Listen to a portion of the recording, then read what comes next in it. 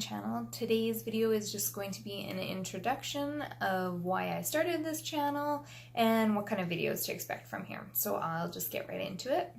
I started this channel just to kind of as an outlet, I guess, and to reach out to people, hopefully to connect and make people maybe feel not so alone in their journey. This channel is primarily going to be about endometriosis and IBS and the struggles with that on a day-to-day basis, as well as healthy lifestyle and fitness, as that has become a big part of my life living with endometriosis and IBS, and has helped a lot with my mental health as well.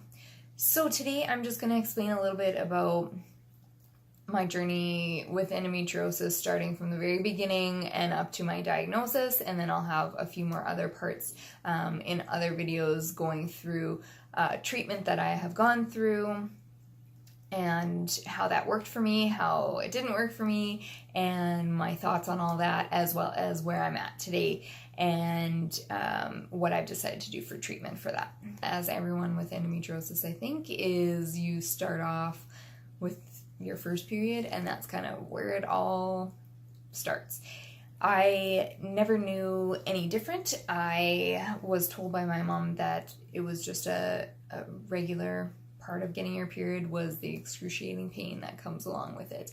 It's in our family. It's just something I had to deal with. So, as many of you will probably relate to, is I had severe pain throughout my period, and to the point of, not going to school every day, not missing some work here and there when I got of age. I remember waking up in the middle of the night with excruciating pain, so much pain that like my legs were aching and I could barely walk to the bathroom. My mom had to draw me a bath just to ease a bit of that pain. And I remember that things like Midol or anything that's supposed to relieve PMS symptoms did nothing for me. I would have so many baths, and I would always have a heat pad on me, a hot water bottle or something. And that was just the way things were. You don't question anything. You just think everybody lives that way. My friends and I didn't really talk about anything period related, so I had no idea what anybody else was going through. I just thought that's what everybody was going through, and maybe I wasn't handling it as well. So I went on the pill when I was 20. I didn't notice anything change with my period or anything. I still had the same cycle and didn't help with pain or anything. As I got older and older, the pain got worse and lasted for a longer period of time. And when I was about, I would say like 26 or 27, I decided to go off the pill just to give myself a bit of a break. Wasn't really feeling like myself. The pill messes with your natural hormones, obviously, and I just wanted to see what it was like without. So when I went off the pill, I ended up getting even more pain, and I got worse and worse again, and then I started getting acne. And I had never had acne as a kid growing up, like teenage years. It was like the odd pimple here and there, but nothing really. And so now I started to get acne, and I thought it was a bit odd. So I did see my family doctor about it, and he said, oh, that's normal. Which I didn't understand how it was normal. I figured there was something changing in me and I needed to figure that out, but he just kept saying it was normal.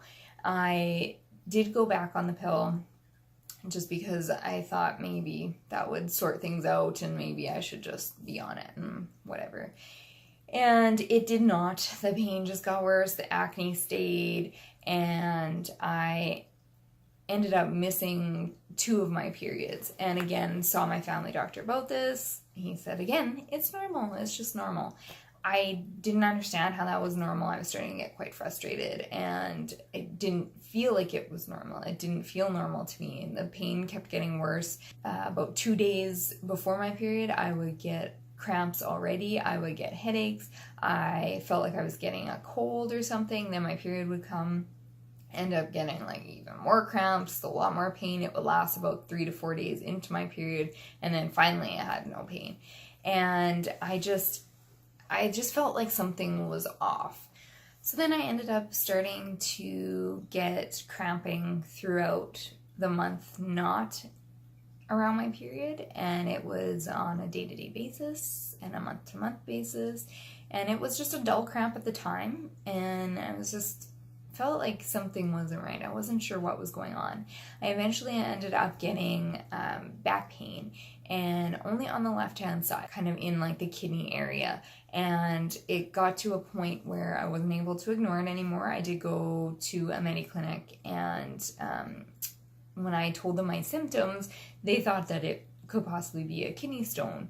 I wasn't the ideal candidate for a kidney stone. I was healthy, I drank a lot of water, all the things. Like, I just wasn't the typical candidate for it. But, you know, things happen, and all my symptoms were of that. So they sent me for an ultrasound just to check out what was going on.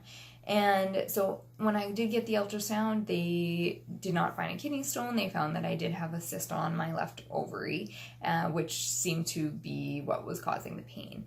Now, cysts are a monthly function of the female body, so that's not really abnormal per se that I would have a cyst. It's just a little bit abnormal that you would feel pain with a cyst, because you do get them every month. The cyst went away and the pain in my back went away. However, the pain in my pelvic area did not go away. So again, all the cramps stayed, and they just progressively got worse and worse and worse.